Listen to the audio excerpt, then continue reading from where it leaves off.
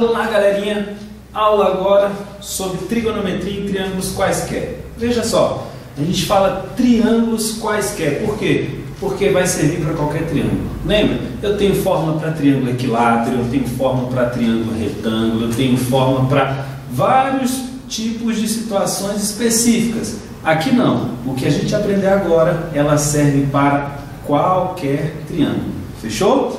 Vamos comigo, presta atenção. Primeiro eu consigo classificar os meus triângulos de duas maneiras, ou quanto aos lados ou quanto aos ângulos. Então olha para cá, se liga. Quanto aos lados, os meus triângulos podem ser, lembra? Três lados iguais, qual é? Equilátero. Bem, bom demais. Equilátero. Depois, então, três lados iguais. Tranquilão. Dois lados iguais. Qual é? Isósceles. Tranquilo demais. Isósceles, dois lados iguais. E eu tenho também, por último, o escaleno, onde o escaleno tem os três lados o quê? Diferentes. Três lados diferentes. Então essa é a minha classificação dos triângulos em relação aos lados. Também consigo classificar os triângulos em relação aos ângulos. Se liga, olha para cá. Presta atenção. Lembra qual o triângulo mais tradicional de todos? Qual é? Aquele da relação de Pitágoras, retângulo, muito bem. Então eu tenho o primeiro como sendo o mais conhecido, o triângulo retângulo. Onde no triângulo retângulo ele tem um ângulo de 90 graus.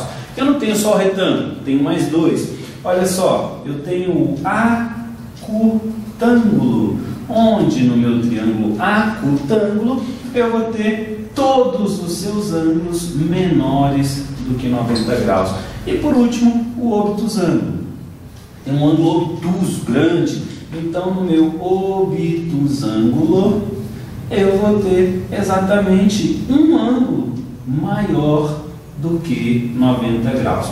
Por que tem que ser só um? Ora, se a soma dos três ângulos de um triângulo tem que estar a 180 graus, eu não poderia ter dois maior que 90, senão já daria maior que 180. Então, por isso que no obtuso, um ângulo apenas maior que 90 graus, no retângulo, um ângulo de 90 e no acutângulo, todos menores que 90 graus. Mas não era sobre isso que eu queria falar. Isso foi uma breve revisão. Nós vamos falar de trigonometria em triângulos quaisquer. Sempre falou em trigonometria em triângulos quaisquer, eu vou pensar em duas situações. A primeira dela, lei dos senos. E a segunda, se eu estou falando da razão trigonométrica do seno, eu vou falar de quem? Qual é a outra? Dos cossenos. Então, lei do seno, lei dos cossenos e uma formulazinha especial para a área. É isso que a gente vai ver hoje. Então, se liga, olha para cá. Primeiro, vamos falar sobre a lei dos senos. A lei dos senos, ela diz, de forma resumida, o seguinte. Presta atenção. Todo lado vai ser proporcional ao seno do seu ângulo oposto, num triângulo qualquer. Então se liga, imagina, se é um qualquer, eu vou desenhar agora aqui um obtuso. Olha para cá, obtuso, porque ele tem esse ângulo aqui, que eu vou chamar de ângulo θ, maior do que 90 graus. Tranquilão? Vamos lá, se esse é um ângulo θ, onde ele está lá no vértice A, eu vou fazer aqui o vértice B e vou fazer aqui também na sequência o vértice C. Então presta atenção, oposto ao vértice A, eu vou dizer que esse lado vale A. Oposto ao vértice B, eu vou dizer que esse outro lado vale B. Oposto ao vértice C, eu vou dizer que o lado vale C. Então olha o que diz a lei dos senos, simples assim. Se eu tenho A sobre o seno de A, isso vai ser igual a B. Esse A aqui, eu estou falando do ângulo. Que ângulo? Esse ângulo A, fechou? Sobre B, exatamente igual a B sobre o seno de B, que também vai ser igual a C sobre seno de C. Isso é sempre, galera, triângulo qualquer. Isso é muito interessante. Pô, não tem nada melhor do que você arrumar uma regra que serve para tudo, não é? É uma ideia. Glauber, com isso eu posso esquecer de todas as outras regras do triângulo equilátero, do retângulo? Não. Cada momento tem a sua situação. Nessas situações onde é triângulo, o triângulo está estranho, é um triângulo escaleno ou é até mesmo um triângulo isósceles, não tem muito o que fazer, pega isso aqui que vai ser interessante. E tem outra situação. Olha para cá. Se eu pego um círculo e faço esse círculo circunscrevendo, ó, vou tentar fazer esse círculo aqui, vai ficar um pouco forçado, mas está aí. Ó, o círculo está circunscrito ao meu triângulo, fechou? O que que acontece também na lei dos senos? Eu tenho o seguinte, olha que observação interessante.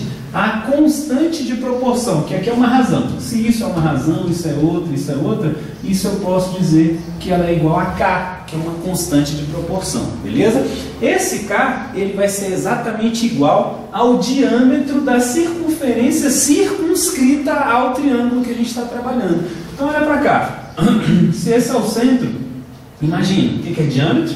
Segmento de reta que atravessa a minha circunferência, passando exatamente pelo centro. Ou simplesmente, o que é diâmetro? 2 vezes o raio, porque o raio todo mundo sabe o que é, não é? Raio, segmento de reta que parte do centro até a extremidade da circunferência, não é isso? Então beleza, diâmetro 2 vezes o raio. Então quer dizer que essa constante de proporção ela equivale a 2 raios de uma circunferência circunscrita ao triângulo. Lembra bem, circunscrita, a circunferência está por fora, está circunscrevendo.